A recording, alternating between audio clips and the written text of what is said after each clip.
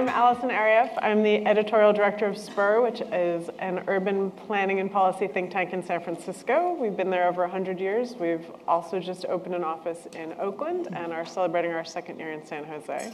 I'm also a contributing columnist, and I write for the New York Times, where I write about cities and design.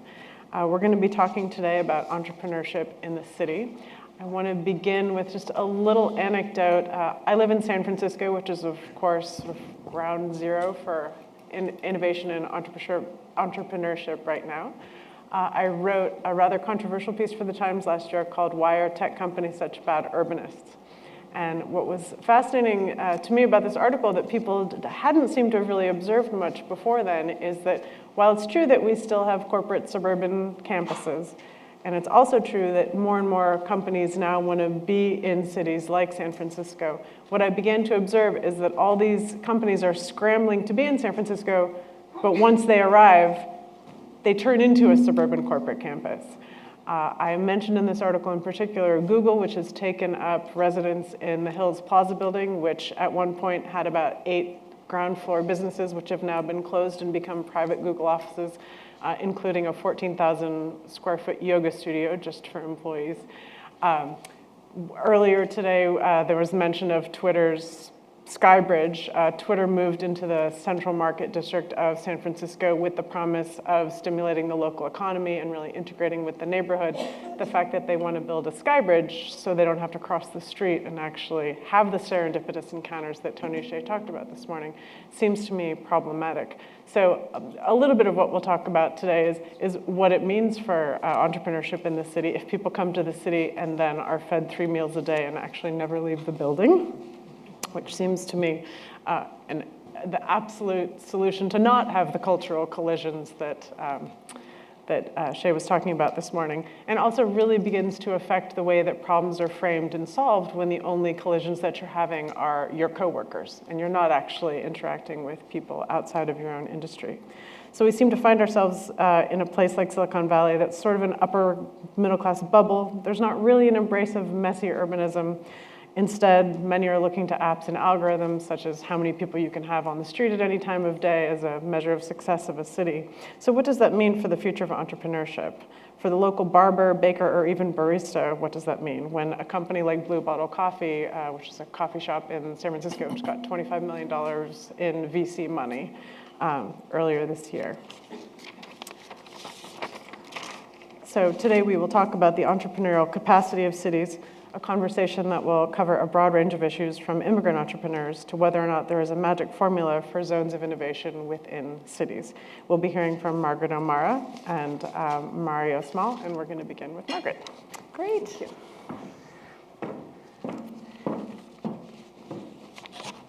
Hi, I'm Margaret O'Mara. I'm a associate professor of history from the University of Washington. I'm also a CASBS fellow this year. And Alison's opening remarks teed up my presentation perfectly. Because what I do is really study the history of how the high-tech industry has grown and the spaces it has inhabited. And so why this sort of migration from city to suburb to city back again, why it's taken on this particular form and what the implications are for urbanism more broadly. So the topic of this panel is the entrepreneur in the city. And when we think of entrepreneur, close your eyes, imagine, conjure up an image, and it probably looks a lot like this, right? If you're sitting here and now in 2014, the idea of the entrepreneur has become really closely correlated with someone who is a creator, an inventor of new technologies. It's a technologist, a software developer, hardware developer. And it's also become, you often talk about entrepreneurship and innovation as one thing. So what I want to talk about is this particular type of entrepreneurship and innovation, and the relationship between innovation, if we define innovation as bringing new ideas into the world, not just invention, but actually the bringing out, the scaling up of the idea, and how that process correlates with urbanity, with cities. So I'm a historian, so I like to go to the deep backstory. So So the software developer Eric S. Raymond famously made the analogy, the cathedral and the bazaar, to talk about proprietary software versus open source software. And so I'd like to appropriate and adapt that a little bit and talk about that when it comes to cities and innovation. So throughout human history, there has been, the places where new ideas have come from have most often been places with urban densities of people, of where there are collisions, where there's serendipitous encounters, where a lot of different people, from a lot of different backgrounds come together. Cities that have been innovative cities through history, from ancient Mesopotamia to contemporary cities.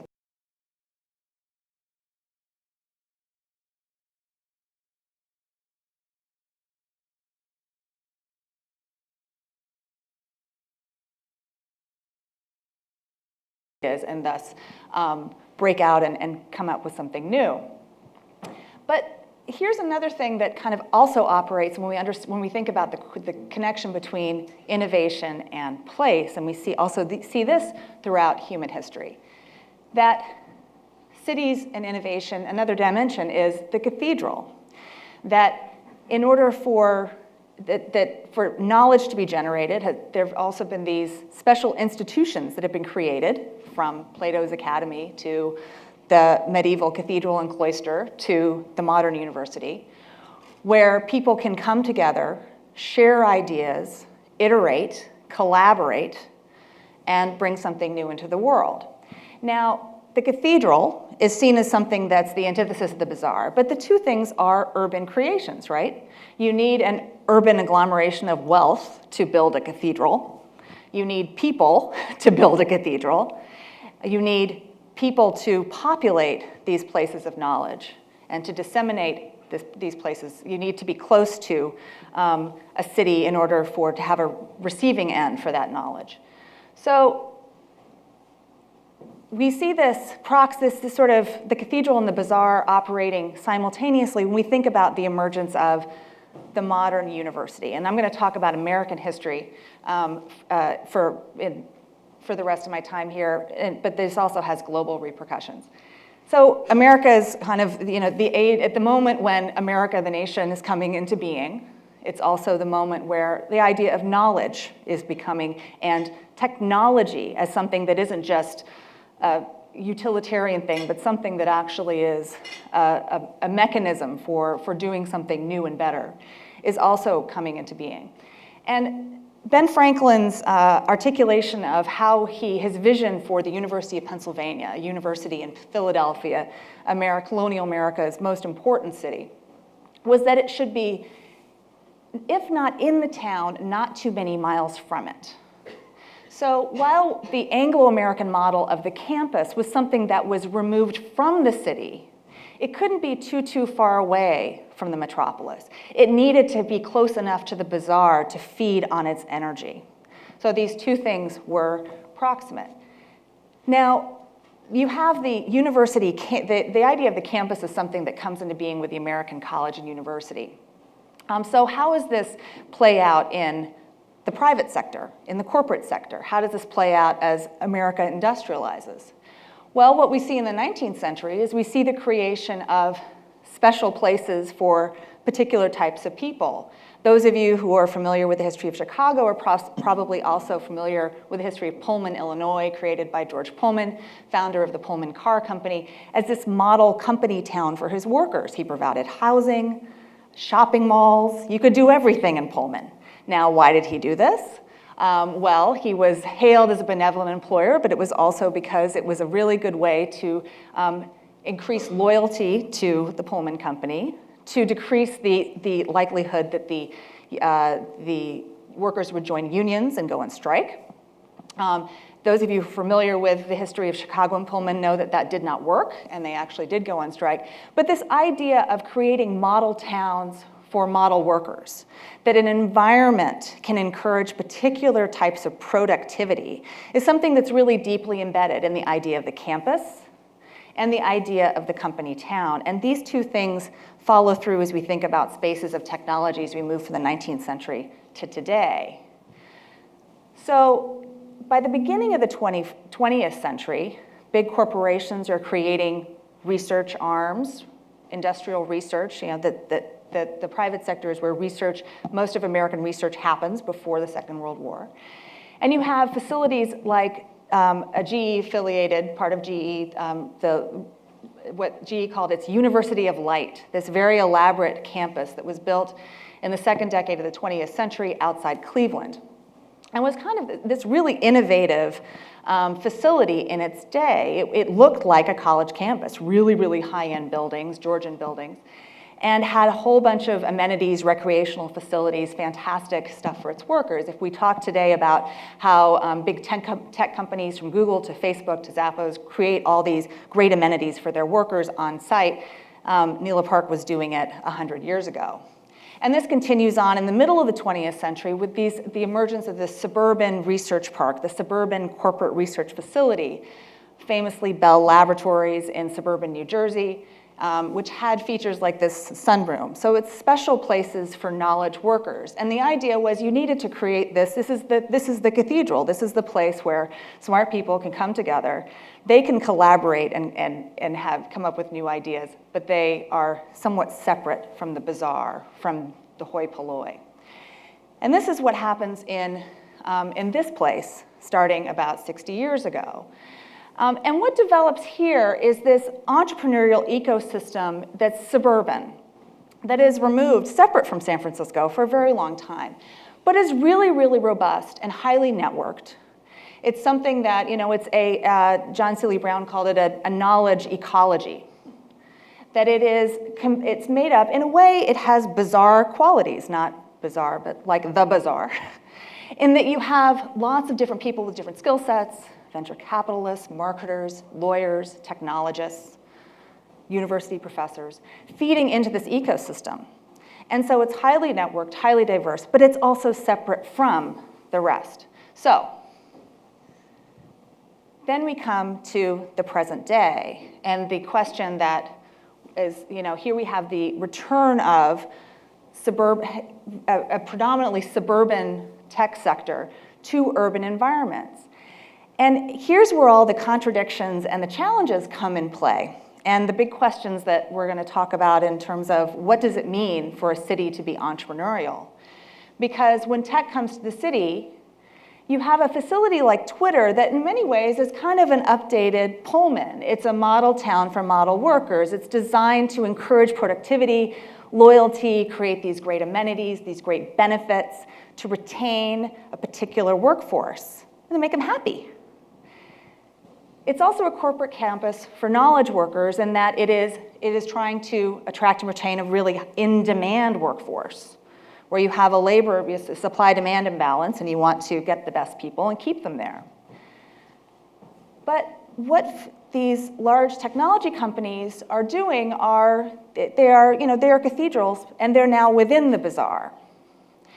And so I want to leave us with a question, which is, if you have to have both the cathedral and the bazaar for innovation to happen, what is a way that the entrepreneur, the tech entrepreneur, can be both part of that, how you can provide that cathedral-like environment, which is necessary, but also integrate with the broader diversity of the city that really is something that spurs a broader-based innovation, entrepreneurship, and creativity in the first place.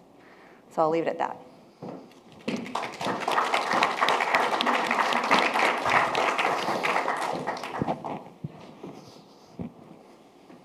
Fair enough.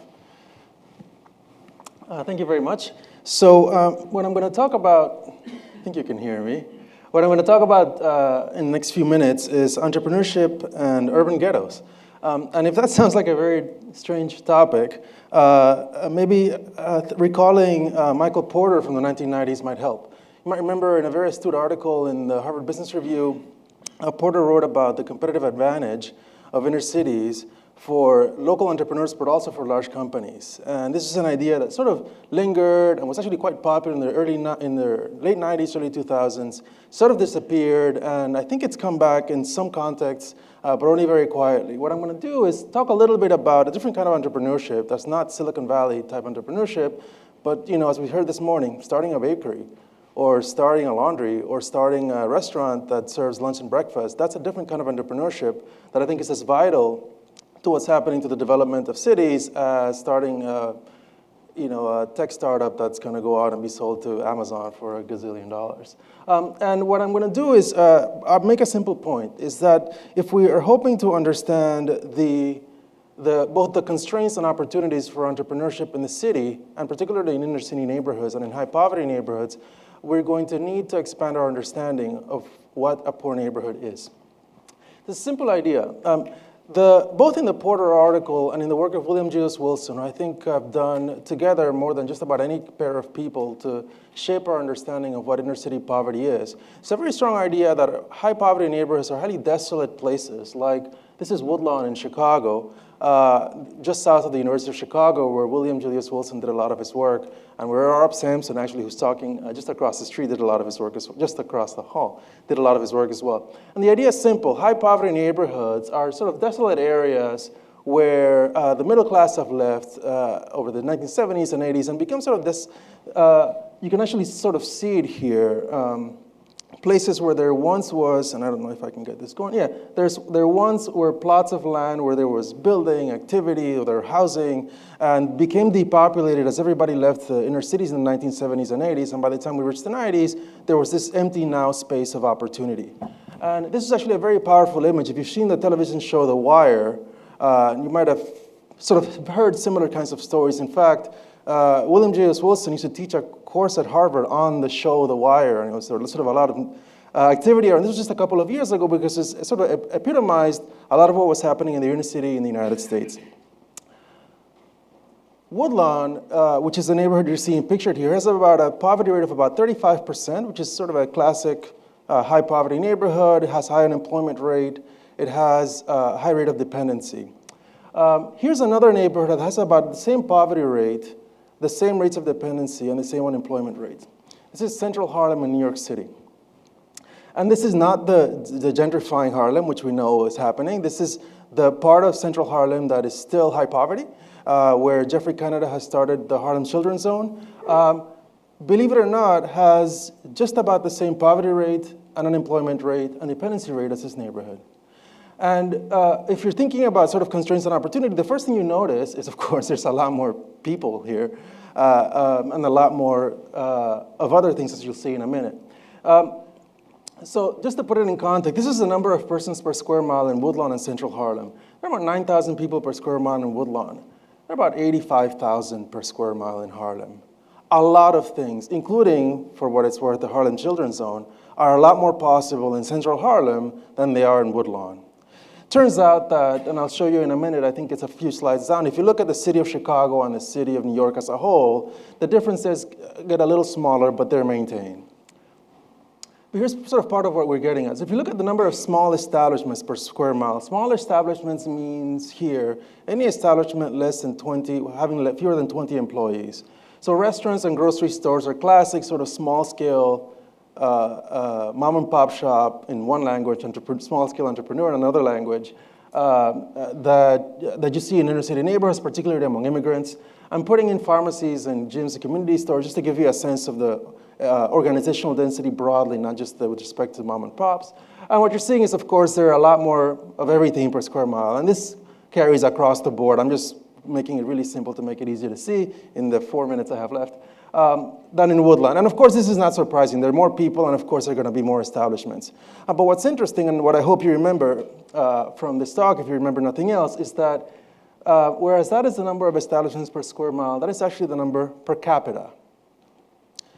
In Harlem, there are actually also more pharmacies, restaurants, groceries, and community centers per capita than in Woodlawn. Put differently, Woodlawn is actually undersupplied. If you want to think about sort of the old Porter idea of opportunity, there's a lot of opportunity of a particular kind in Woodlawn. There's different kind of opportunity in Harlem, but it's certainly not the same thing. The model, the vision of the city, the vision of how we mobilize opportunity locally in Harlem and in Woodlawn, in Harlem won't work in Woodlawn and vice versa. this is the point I made earlier, which is you look at the population density. By the way, and I'm sort of giving you case studies because case studies are easy to capture, and we've all been in these cities. But during the Q&A, I'm happy to talk about the national level analysis I've done that basically reinforce the point that A, there's quite a bit of heterogeneity in the characteristics of poor neighborhoods across the country.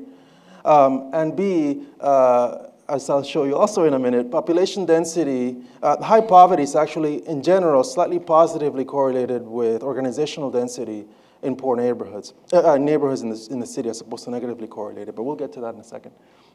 Okay, so population density in neighborhoods as a whole. The last point I'll make in the few minutes I have left is that there's sort of value in looking at this question historically. Of course, a real historian can really look at the question historically, but I just mean in terms of looking at the change over time. So what you're seeing here is simply, what happens if you took all the poor neighborhoods in the city today, in the year 2010, and you compare the population in 2010 to the population in 1970. And you just categorize them all into three categories. Whether the neighborhood today was poor, in part because it gained population, lost population, or stayed the same. Stayed the same just means that the population in 1970 was 10% above or below the population today. And what you're seeing here in Baltimore and Chicago is a classic story that we've seen many times, which is basically these poor neighborhoods were neighborhoods in which the middle class and many other people left and became desolate, just as the pictures of Woodlawn I saw you, became desolate as a result of that loss of population. It turns out that actually, if you look at the data more closely, both in Baltimore and Chicago, the bulk of that population change happened between 1970 and 1990. Okay? Not coincidentally, Chicago is, of course, the single most studied American city, and poor neighborhoods in Chicago are far more studied than poor neighborhoods in just about any city in the world. In fact, I've done research in Chicago poor neighborhoods myself, and the only phrase you hear more often than program fatigue is research fatigue. People are tired of seeing University of Chicago researchers and faculties in the neighborhood studying them all the time. And of course, Baltimore, because of The Wire, is now one of the most well-known, among the most well-known inner city neighborhoods that you see anywhere. But what happens if you look at, say, New York and Boston? What you're seeing is actually quite a bit more diversity in the changes that the neighborhoods we see as poor today have experienced over the last 40 years. And if you see the Sunbelt cities, what you see is actually a completely different kinds of story. The poorest neighborhoods in LA and Houston today are neighborhoods that over the last 40 years gained people, often immigrants, low-income immigrants, who are known by economists and others as having high rates of entrepreneurship. And so the way we think about what it means to do entrepreneurship in the city and what it means to motivate and stimulate the opportunities that are possible in poor ghettos has to be a story in which we think about different places differently, as opposed to a story in which we use this sort of standard imaginary of what it means to be a poor neighborhood as the covering model for what happens elsewhere. And to wrap up, what I'm arguing is that, look, there's something to be said about the idea of revisiting the entrepreneurship in cities, which is, of course, the theme of today's talk, today's panel.